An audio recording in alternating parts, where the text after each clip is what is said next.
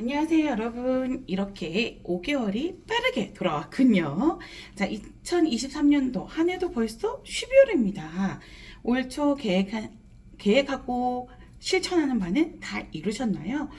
혹시 아직 부족하다면 남은 20일, 아니, 이미 좀 늦었잖아요? 그럼 내년에 다시 한번 계획을 잡고 실천해 보도록 해요. 자, 2023년도 마지막 달인 12월 통합품질 일상교육을 시작해 보도록 하겠습니다. 오늘의 내용은 11월의 CSI 결과를 살펴보고 모니터링 결과도 같이 볼 예정입니다. 그리고 12월은 무슨 달이죠? 네, 맞아요. 다음 달에 있을 연말정산을 준비하는 달이기 때문에 소득공제와 세액공제 차이점도 보고 조금 이해하기 쉽게 한번 가져와 봤습니다. 그럼 우리 시작해 볼까요? 자, 첫 번째로는 CSI 결과입니다. 팀별 CSI 결과이고요. 이번 달은 95.2점이라는 지난달보다 향상된 점수가 되었고요. 점점 저희가 향상도를 걷고 있습니다. 그럼 다음 달에는 우리 1등 할 수 있겠죠? 자, 화이팅입니다. 그러면 다음 파트별 결과입니다. 자, 파트별은 어떨까요? 여러분 모두 너무너무 잘하셨는데요. 4파트 보이시나요? 99점입니다. 너무너무 높은 점수네요. 너무 축하드리고요. 그리고 그룹별도 좀 볼까요? 자, 그룹별은 보시면 저희 분홍색 그룹 보이시나요? 제 이름 보이시나요? 너무너무 자랑스럽습니다. 저희 조가 사실 몇 달간 자꾸 이제 밑에서만 조금 놀다가 이번에 98.6점이라고 이렇게 높은 점수를 받아줬고 마지막 선물인 것 같아 너무 행복했습니다. 너무너무 좋았고요. 우리가 그럼 이 11월의 평가 빈도수는 어떤지 한번 보면 클레임 보험금이 28건으로 가장 많았습니다. 근데 점수는 어떻죠? 네, 맞아요. 92점이라는 좀 낮은 점수를 가지고 가고 있습니다. 이게 클레임 보험금이 심사 관련 상담이 저희 때문이 아니라 조금 수익자가 상의하면 서로의 번거로움도 있고 보장 불가건이나 심사자 불만으로 고객 만족도가 좀 떨어지게 되는 것 같아 조금 아쉬움이 큽니다. 우리는 그럼 어떻게 해야 될까요? 네. 수익자 상위권들은 적극적으로 LMS를 사용하고, 그리고 심사자 불만인 경우는 좀 빨리 토스를 해볼까요? 아니면 심정 터치를 해볼까요? 네, 좋아요. 그렇게 해서 점수를 조금씩 올려보도록 해요. 그러면 우리가 이 연간으로 봤을 땐 어떤 게 제일 많이 평가됐을까라고 내려봤더니, 어머, 너무 똑같더라고요. 클레임 보험금, 약간의출 RT가 200건이 넘는 콜이 평가가 됐고요. 그럼 이 콜에 조금 더 집중을 해야겠구나, 라는 생각을 했습니다. 그리고, 이게 매달 클레임이 그러니까 클레임 보험금이라는 게 많은 건수를 차지하고 있어서 이게 좀 평가를 제외해달라는 말도 들려요. 하지만 그게 건의를 하고 싶지만 그게 안 된다는 거 참 안타깝습니다. 그래도 좀 알아주셨으면 좋겠습니다. 우리 지금처럼 조금씩만 향상해서 노력해보면 될 것 같아요. 자, 두 번째로는 11월의 모니터링 결과를 좀 보도록 하겠습니다. 자, 모니터링 결과는 서비스 영역은 전원 모두 다 잘하셨습니다. 저희 팀도 잘했고 타 팀도 모두 무결함입니다. 그럼 공감 영역은 어떨까요? 자, 봅시다. 저희 팀은 총 14건이 평가되었고 14건이면 좀 많은 건수거든요. 14건의 많은 건수임에도 모두의 노력으로 무결함 달성하였습니다. 자, 우리 서로 너무 잘했다고 박수 한번 쳐줍시다. 저희가 강조하는 이 말투 및 어감, 그러니까 습관어나 뭐 이런 반말투, 요거, 그리고 단순공감, 그러세요? 1회 사용. 요게 조금 안정화된 것 같아요. 이제 타 팀에 비해 저희 팀이 좀 엘리트라는 거를 잘 보여주고 있고요. 우리 혹시 지난달 이 공감 영역 기억나시나요? 네, 맞아요. 공감 영역 무결함이었습니다. 그럼 이번 달도 무결함이니까 뭐죠? 네, 2개월 연속 무결함입니다. 우리 다음 달도 할 수 있죠? 지금처럼만 인입 없는 콜에 집중하시면 무결함 문제 없습니다. 더 집중 관리하고 3개월 연속 무결함 달성을 위해 통모와 KSQI를 평가 콜을 좀 비교해서 들어보도록 하겠습니다.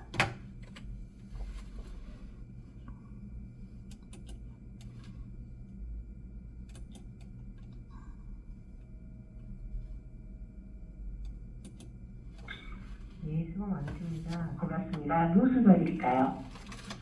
예, 제가 인터넷이나 이런 데서 좀 찾아보다가 확실하지 않아서 좀 자세히 물어보려고 전화했는데요. 그러세요? 많이 답답하셨을 텐데 바로 확인해드리겠습니다. 대리 해약환급금 신청할 때 필요한 서류랑 방법이 어떻게 돼요? 해외환급금 대리인 신청은 방문해서 처리가 가능한데 현재 계약자분과 방문하실 고객님은 어떻게 되십니까? 지금 계약자는 남편이고 방문은 제가 좀 하려고요. 방문자 신분증과 계약자님 인감증명서와 인감도장, 그리고 가족관계증명서 3개월 이내 발급받아두신 상세증명서로 준비하신 다음에 계약자님 유선 통화 가능하시면 그때 가까운 고객센터 방문해서 업무 처리 가능한데 혹시 위치 안내해 드릴까요? 여기 지금 마포구 안현동이요. 마포구 쪽은 안타깝지만 위치상으로는 제가 없고 혹시 마포랑 그나마 제일 가까운 곳은 음성, 불광동 쪽이나 육성빌딩 쪽이나 감사 쪽에 있는데 어느 쪽으로 안내해드릴까요? 음성 쪽으로 알려주세요. 네. 음성 쪽은 불광역에서 가장 가까운데요. 네. 위치를 보니까 8번 출구에서 바로 2분 거리 안에 하나생명 빌딩이 바로 보이고요. 네. 해당 건물 1층으로 평일 오전 9시부터 오후 3시 반까지 방문하신다면 업무 처리하실 수가 있습니다. 네, 알겠습니다. 혹시 다른 이상은 없으십니까? 네, 없습니다. 항상 건강하세요. 신정이었습니다. 네. 자, 바로 KSQI 의심콜입니다.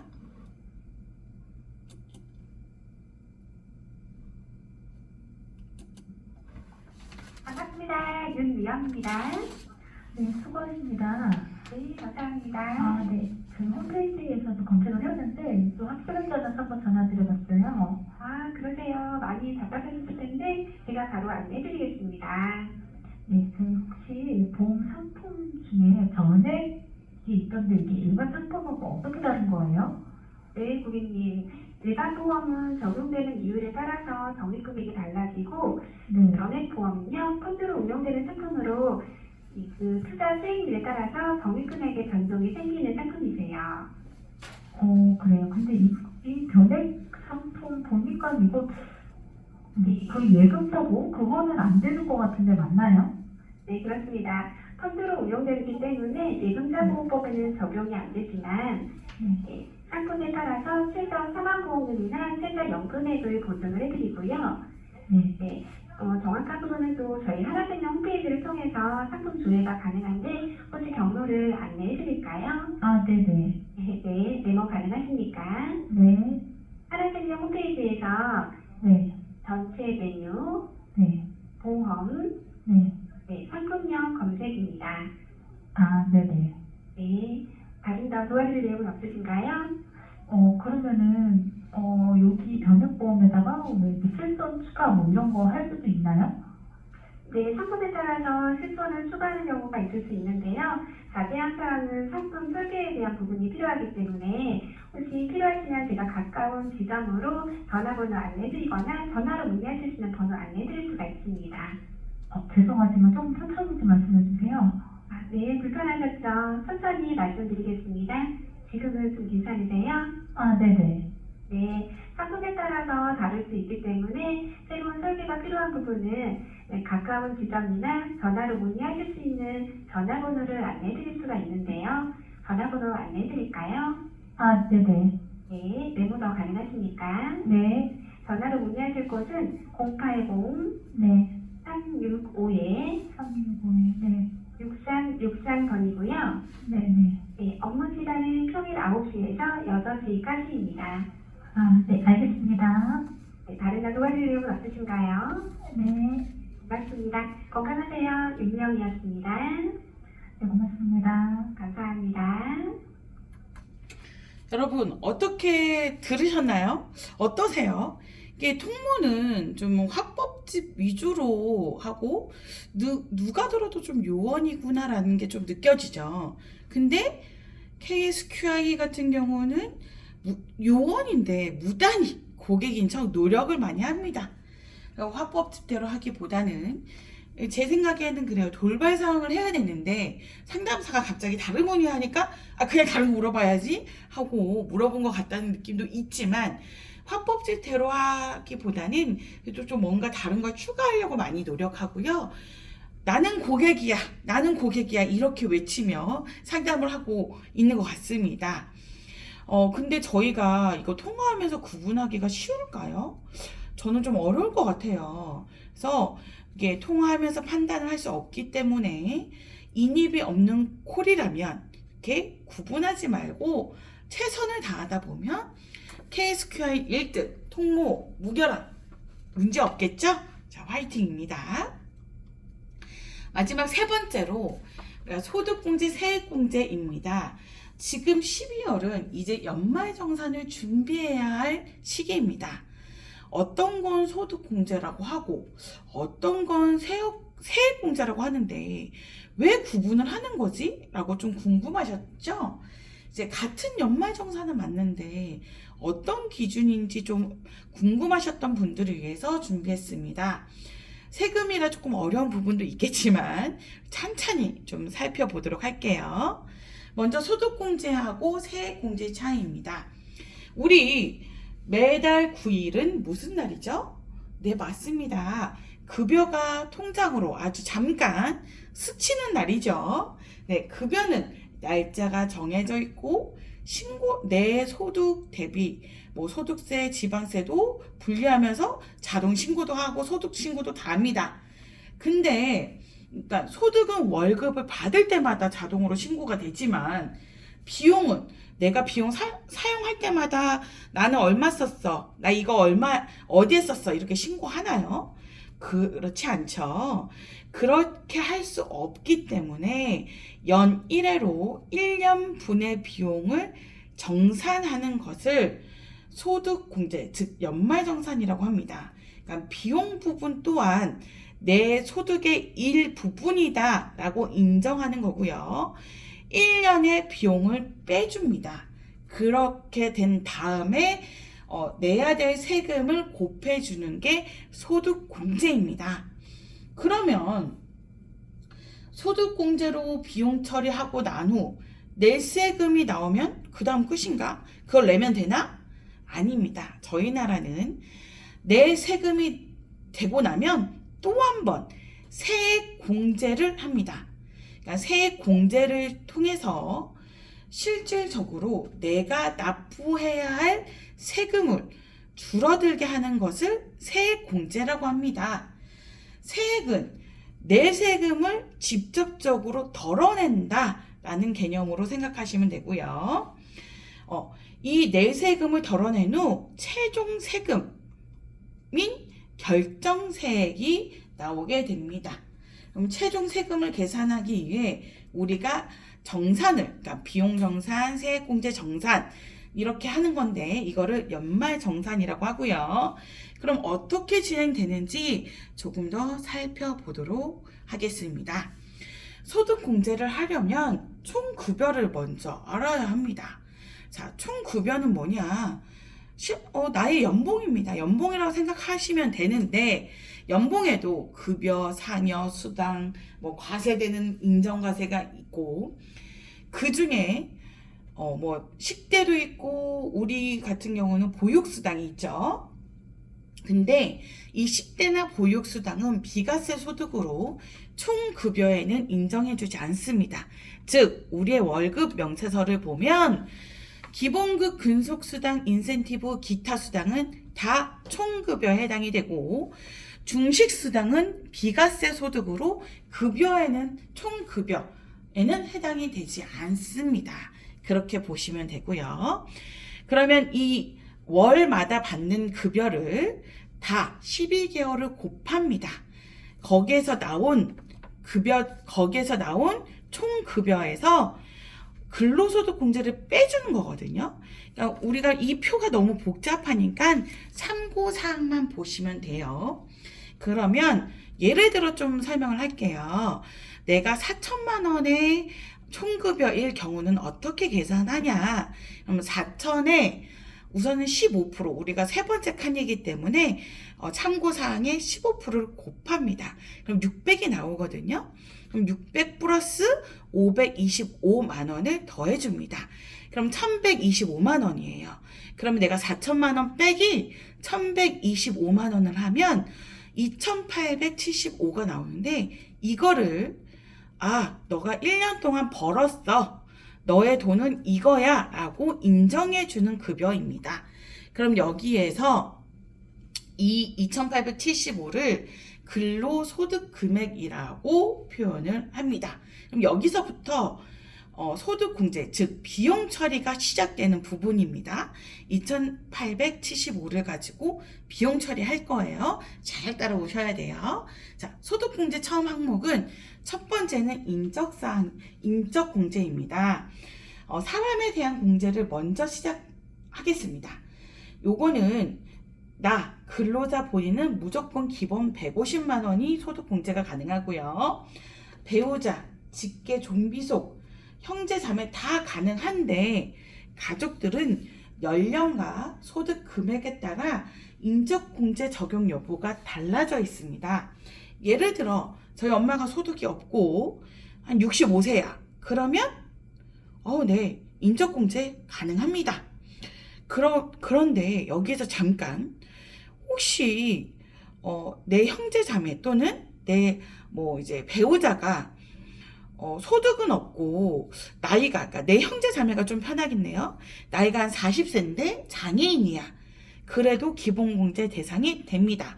장애인은 나이를 따지진 않습니다. 그리고 우리나라의 장애는 우리가 아는 정말 장애를 입어야 장애가 아니라 세법상 장애는 암, 중풍, 백혈병, 치매 이런 중증질환 환자들도 다 장애인으로 분류를 합니다. 병원에서 발급하는 장애인 증명서를 제출하시면 되고요.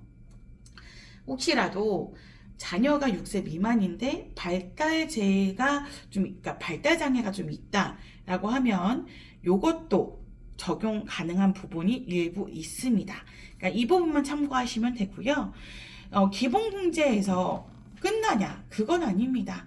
밑에 추가공제를 보시면, 예를 들어 내가 형제자매가 이제 암 진단을 받았다. 그럼 그것도 장애인데 기본공제 150에 추가 200만 원을 더해줍니다. 그러니까 추가공제는 내가 기본공제에 더해준다라는 거고요. 부녀자 공제가 대표적이죠. 저희가 근로소득 금액 아까 연봉 4천이어도 한 2,875 나왔잖아요. 이 근로소득 금액이 3천만 원 이하이면 배우자가 있는 경우, 그러니까 배우자 소득이 있거나 없거나 배우자가 있기만 하면 부녀자 공제라고 해서 추가 50만 원 공제가 됩니다. 그러니까 저희가 결혼을 하면 기본공제 한 200은 그냥 가지고 들어가는 거라고 보시면 되고요. 이제 그리고 그 다음으로 연금보험료 공제가 있습니다. 이 연금보험료 공제라는 거는 저희가 알고 있는 하이드림 이런 거 아니고요. 공적연금, 즉 우리 그 급여명세서에 나오는 국민연금을 보는 겁니다. 그러니까 국민연금을 다 더해서 여기 소득공제로 적용시켜 주는 거예요. 이거를 공적연금이라고 하는데, 국민연금뿐만 아니라 공무원, 군인 이런 연금들을 다 더해서 연금보험료 공제라고 하고요. 또한 특별소득공제로는 우리 지금 매달 급여에 건강보험료, 고용보험료 다 나가죠? 그것도 다 합산해서 여기에 넣어줍니다. 다 마이너스 시켜줘요. 그리고 전세자금 대출이나 부동산 담보대출은 지난달에 배웠죠? 요것도 소득공제 항목입니다. 요것도 다 빼줍니다. 그리고 저희가 지금 잘 아는 개인연금 저축인데 신개인은 아니에요. 구개인입니다. 9개인은 소득공제로 받습니다. 그래서 9개인은 소득공제의 비용 처리가 된다라고 보시면 되고요. 신용카드도 소득공제 적용됩니다. 다만 신용카드 같은 경우는 총급여, 그러니까 즉 예를 들어 4천만 원 기준이면 한 25% 이상 사용 시부터 적용돼요. 즉 1,000만 원 이상은 써야 1,000만 원 이상부터 소득공제가 적용된다라고 보시면 되고요. 저희 충분히 1,000만 원 이상은 쓰잖아요. 그럼 내가 잘 관리를 한다라고 보시면 신용카드가 그나마 공제율이 제일 적기 때문에 신용카드로 1,000만 원 쓰고 나머지 뭐 현금 영수증이라든지 체크카드로 더 쓰면 그만큼 더 많이 소득공제를 받을 수 있겠죠. 그렇게 보시면 되고, 이렇게 다 하고 나면 1차로 저희가 내가 낼 세금을 계산하는데요. 이게 근로소득 과세 표준이라고 합니다. 요것도 이제 계산식만 좀 보시면 돼요. 이 앞에 산출세 계산은 그냥 이제 이건데 이거를 더 쉽게 이거야 라고 계산식을 해놓은 거고요. 볼게요. 근로소득 공제료가 아까 2,875였죠. 그러면 나 기본 공제랑 뭐 카드 공제랑 다 적용을 해서 한 375만 원만 적용이 됐어. 그럼 나는 나머지 2,500을 과세 표준으로 적용할 거예요. 그럼 몇 번째 칸이에요? 맞아요. 두 번째 칸이죠. 자, 두 번째 칸을 보시면 2,500 곱하기 15% 마이너스 108만 원입니다. 그럼 2,500에 15%를 하고요. 마이너스 108만 원을 계산하면요. 세금이 267만 원입니다. 이게 내가 내야 될 산출세액이 됩니다. 이 세금을 내야 되는데 실제적으로 우리나라는 세액공제, 여기에서 산출세액이 나왔으면 세액공제를 한 번 더 해줍니다. 실제 세금을 빼주는 역할을 하는 거죠. 그럼 이제는 세액공제 항목들을 한번 보셔야 돼요. 내가 267만 원 다 내야지, 이게 아니라 세액공제로 뺄 수 있는 세금은 다 빼셔야 됩니다. 그래야 환급이 가능한 거예요. 자, 세액공제 한번 볼게요. 자, 세액공제 항목은 아까 기본공제 중에 자녀공제가 있었죠. 그건 소득공제, 비용 처리하는 거고요. 이 세액공제의 자녀는 좀 다릅니다. 그냥 1인당 얼마의 세액공제를 빼는 거예요. 그러니까 한 명만 있어도 15만 원 세금을 빼줄게, 이거예요. 근데 우리가 저출산 시대이기 때문에 이게 3명 이상 되잖아요. 그러면 묻고 더블로 가 시스템입니다. 자녀 3명인 경우에는 세금 60만 원 빼줍니다.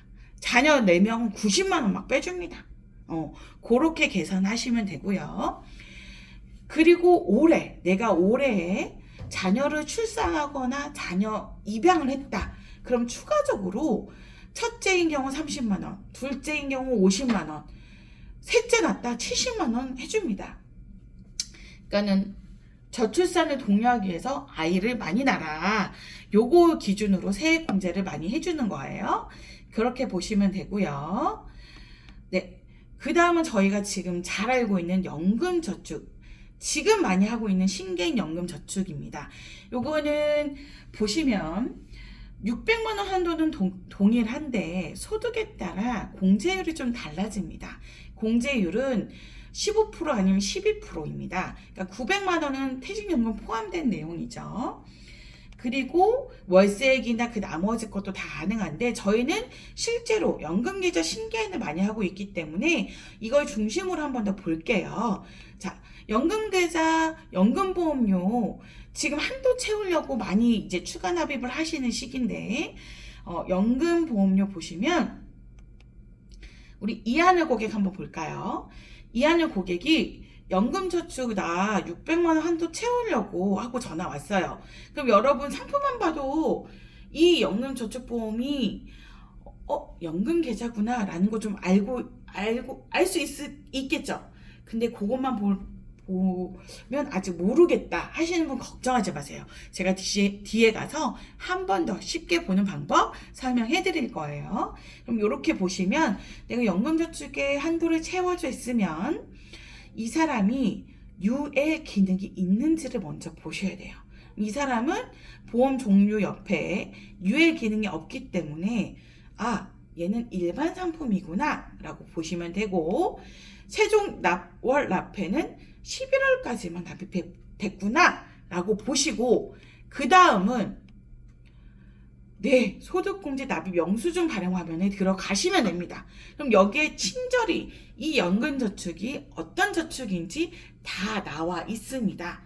거기 보시고 발행연도 2023년도가 잘 맞는지 확인해 보시고, 지금까지 11월까지 납입된 보험료는 220이에요. 그러면 고객한테 그렇게 말해. 너 12월 달에 납입을 어떻게 할 거야? 자동이체 할 거야? 아니면 내가 지금 빼줄까? 아니, 나 자동이체 할래. 알아서. 그러면 그거 빼고, 그러니까 20을 더해주는 거죠. 그거 빼고 나머지 360만 원 추가 납입할게 라고 해서 즉시 이체하시면 됩니다. 어렵지 않죠? 자, 하나 더 볼게요. 이번에는 자유납 상품입니다. 고객이 참 여러 건인데 딱 들어오자마자 나 그 1, 2, 3 증번 추가 납입해줘 라고 하는 경우, 우선은 아까 어떤 보험인지 확인하셔야죠. 얘는 근데 자유납이 있어. 유예이야. 이렇게 표기되어 있으면 어떻게 하냐? 자, 증번을 클릭해서 입금사항을 갑니다. 입금사항에 보니 11월은 아직 납입 안 되어 있어. 그러면 12월은 아직 납입 안 되어 있고 11월까지만 되어 있어. 아까 그 화면 다시 한번 엽니다. 근데 얘는 보시면 보장성 보험도 490만 원 되고 연금저축도 여러 건이 돼요. 근데 이 연금저축이 다 신개인인가 봐. 개인연금이 있으면 이 개인연금 여기 탭에 금액이 표시가 되는데 얘는 표시가 없습니다. 그러면 신개인연금이구나 라고 보시면 되고요. 네, 여기에서 이제 2023년도는 이렇게 다 계산하는 게 아니라 그냥 총 365만 원 냈구나, 지금까지 이렇게 냈구나라고 보시면 되고요. 동일합니다. 12월 납입 방법 탐색하고 나서 너 즉시 이체할 거야? 아니면은 이제 자동이체 할 거야? 라고 하고 보시고 220만 원 추가 납입하시면 되는데, 아까 제가 11월까지 납입된 보험료가 365라고 했는데 왜 380을 뺄까요? 찾으셨어요 혹시? 네, 이분은 보니까 이 789 연금이 납입 완료가 됐더라고요. 여기 보시면 납입 완료 혹시 보이시나요? 네, 납입 완료가 됐더라고요. 그래서 납입 완료가 된 건 빼고 나머지 거를 계산해서 넣으시면 됩니다. 그래서 220만 원 추가 납입 진행했고요. 자, 그 다음은 저희가 보험료 세액 공제입니다. 보험료도 저희한테 들어오는 항목이죠. 네, 보시면 보장성 보험과 장애인 전용 보험으로 나눠져 있고 연간 100만 원 한도 각각 적용은 맞고 이율은 좀 다릅니다. 그냥 일반 보장성 상품은 12%, 그리고 장애인 전용은 15%가 적용됩니다. 보시면 근데 장애인 전용이라고 하면 장애인이 가입하는 보험이거든요. 이런 경우가 있어요. 처음 가입했을 때는 나는 장애인이 아니었다? 근데 암 진단을 받아서 세법으로 장애인 추가 공제가 되는 거예요. 이런 분들은 장애인 전용 상품으로 바꿔주시면 되거든요. 자, 요게 장애인 전용 세제 전환 특약입니다. 이게 어떤 거냐? 보시면 기존 계약도 가능하고 신계약도 가능합니다. 신계약은 그냥 제도성 특약으로 넣어져 있고 기존 계약 또한 제도성 특약으로 적용을 합니다. 이게 보장급부에서 보이는 게 아니에요. 제도성 특약이고요. 신청 서류는 장애인 등록증 또는 세법상 인적공제 대상 장애인임을 확인할 수 있는 공식적인 자료면 다 인정을 합니다. 그리고 이거를 가지고 우리 콜센터에 전화하면 되냐? 아닙니다. 방문하셔야 돼요. 방문하셔야 되고요.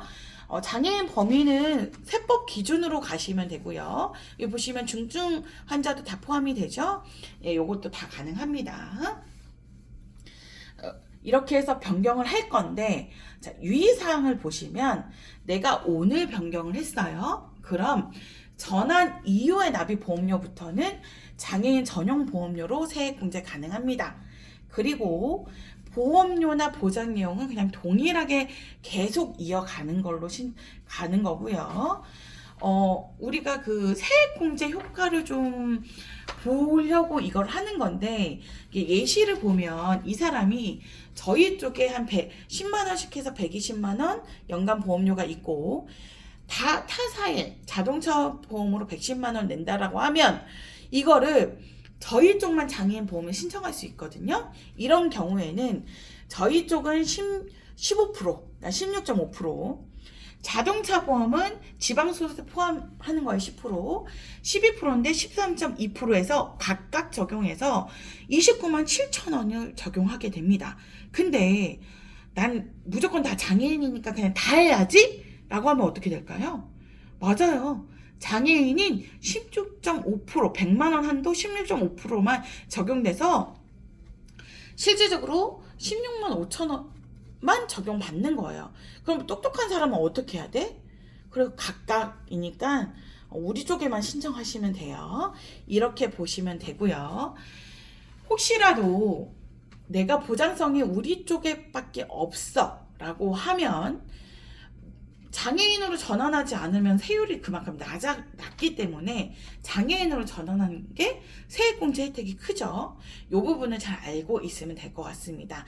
실질적으로 그래서 제가 최근 거를 찾아봤는데 6월에 전환하신 분이 있더라고요. 그래서 이분은 사랑모아 종신보험인데 암 진단으로 장애인 세법공제로 신청을 했고요.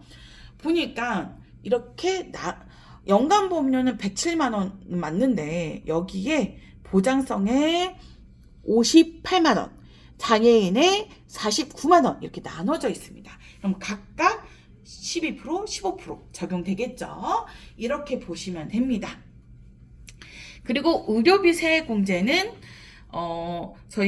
저희가 하는 업무는 아니니까 의료비를 공제해 주는 건데 요것도 총 급여의 3% 이상은 쓰셔야 돼요. 그거 참고만 해주시면 될 것 같고, 다만 저희가 하는 부분은 의료비로 공제되지 않은 비용 중에 실손 비용이 있습니다. 이게 뭐냐? 내가 병원비를 냈어. 그래서 의료비 세액 공제를 받아야 되는데 실비 처리를 한 거야. 그럼 그 부분을 빼고 의료비 공제가 가능합니다. 그래서 저희 쪽에 원래 이게 전산상으로 국세에 다 적용이 돼야 되는데 혹시라도 적용 안 되신 분들은 실손의료보험금 지급 확인서를 요청할 수는 있습니다. 요거는 이제 의료비 세액공제 차감 관련 실손보험료 지급 확인 그런 용도로만 쓰고 있고요. 이제 연도 1월 1일부터 12월 31일 발행 기준입니다. 그러니까 연간으로 자릅니다. 그래서 우편이나 팩스만 가능하고요. 얘는 수익자 기준으로 발행이 되는 기준입니다. 그렇게 보시면 되고, 해지 실효, 그러니까 정상 유지가 아니라도 발행 가능하고 실제 보험료 환급된 건수로 마이너스를 합니다. 그렇게 보시면 됩니다. 이제 이렇게 나와 있더라고요. 실손의료비 지급 확인서는 내가 언제 청구했고 얼마를 받았어. 그만큼을 의료비에서 빼고 신고를 하셔야 돼요. 그럼 요즘에 다 실비 처리하면 실제로 의료비 공제를 받기가 쉽진 않아요. 네, 그렇게 보시면 됩니다. 그리고 교육비도 동일하게 이제 교육비, 기부금 다 이제 세액 공제로 처리하는 거고요. 그러면 아까 저희가 산출세액에서 다 이거 세액 공제를 하면 결정세액이라는 게 나옵니다. 거기에서 우리가 매달 소득 급여를 받을 때 세금을 내고 있죠? 그거 빼면 환급을 받을지 납부를 할지가 나옵니다. 그러면 세액공제가 더 유리해요? 소득공제가 더 유리해요? 그건 저희도 알 수 없어요. 우선은 비용 처리를 많이 할 수 있는 거는 많이 해야 되고, 거기에서 이제 세액공제를 받으면 더 유리를 하죠. 그러니까 비용 처리를 최대한 많이 하고 세액공제를 받는 거랑 비용 처리를 하나도 못하고 세액공제를 받는 거랑은 조금 차이가 있을 수는 있어요. 그러니까는 비용 처리, 내가 급여가 많으면 비용 처리를 많이 떨어야 돼. 그게 조금 더 저는 낫다고 봅니다. 근데 정확히 고객의 소득이 잘 모르기 때문에 알 수 없다라고 생각하시면 되고, 제가 최대한 조금 쉽게 한다고 했는데 좀 많이 어려우셨죠? 그래서 제가 우리한테 필요한 부분만 몇 가지 Q&A로 한번 살펴볼게요. 보시면 첫 번째, 자, 자녀가 있는 맞벌이 부부예요. 근데 자녀는 남편의 기본공제 대상자입니다. 이 경우 보장성 보험료의 소득공제를 어떻게 받을 수 있어요? 라는 거고요. 자, 그래서 제가 예시를 6개 정도 갖고 왔습니다. 자, 계약자가 남편이고 피보가 남편이야. 그럼 이때는 소득공제, 세액공제 가능하죠. 그리고 그러니까 자녀가 남편 밑으로 기본공제 대상자니까 남편이 계약자고 피보험자 자녀면 이때도 가능합니다. 근데 맞벌이 부부죠. 그럼 계약자가 남편이고 피보가 부인이면 이때는 세액공제 안 됩니다. 그렇게 보시면 되고요. 자, 반대로 부인이 계약자야. 그럼 부인 거 각자 내 거니까 가능하겠죠. 자녀는 어떻게 될까? 네, 안 되는 게 원칙이에요. 안 된다고 보시면 되고요. 남편 거 동일합니다. 안 됩니다. 이렇게 보시면 됩니다. 자, 두 번째, 당해년도에 계약자 변경을 했어요. 아까 그 당해년도에 장애인 전용으로 변경했어요. 이거랑 똑같은 거야. 계약자 변경했어요. 그때 어떻게 해야 되냐? 맞습니다. 변경 전에는 변경 전 계약자가 6월부터 12월까지는 변경 후 계약자가 세액공제 대상이 적용됩니다. 자, 세 번째, 결혼, 이혼, 그러니까 당해년도에 결혼, 이혼, 사망한 배우자는 어떻게 되냐? 자, 결혼은 내가 12월 31일 전에만 신고하면 기본공제 대상자로 등록할 수 있습니다. 동거는 안 돼. 동거하고 있다면 12월 31일 전 바로 신고하세요. 기본공제를 넣으려면 그렇게 하시면 되고요. 이혼은 안타깝게도 이혼하면 남이 되기 때문에 너 따로 나 따로야. 배우자 공제 절대 안 됩니다. 내가 이혼하고 싶어. 근데 기본공제로 배우자를 넣을 거야. 며칠만 참아요. 1월 1일 이후에 하세요. 근데 안타깝게 이제 이번 과세기간 연도에 돌아가셨다. 요건 가능합니다. 그러니까 소득이 연간 소득금액 100만 원 미만이면 가능합니다.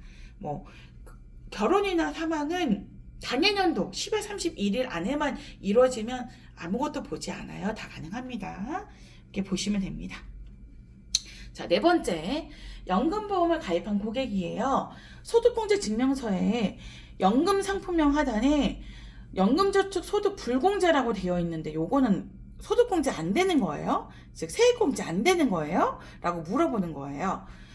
네, 맞습니다. 세액공제 받을 수 없고요. 세제 비적격 연금보험을 표시한 내용이라고 합니다. 그렇기 때문에 그 상품들은 특약, 그러니까 납입면제나 그런 특약이 있으면 보장성 보험의 세액공제를 받는 거지 연금의 세액공제를 받는 건 아닙니다. 라고 보시면 됩니다. 자, 하이드림 연금 완납 이후에 추가 납입하고 세액공제 받을 수 있나요? 그건 쉽죠? 네, 가능합니다. 이제 하이드림은 2005년도 8월 23일 이후에 추가 납입이 가능한 상품으로 판매가 됐고요. 이제 이때 그러니까 납입이 완료된 이후에도 추가 납입이 가능하다면 그냥 세액공제 해주고 있고요. 600만 원 한도로 세액공제 가능합니다. 라고 보시면 됩니다.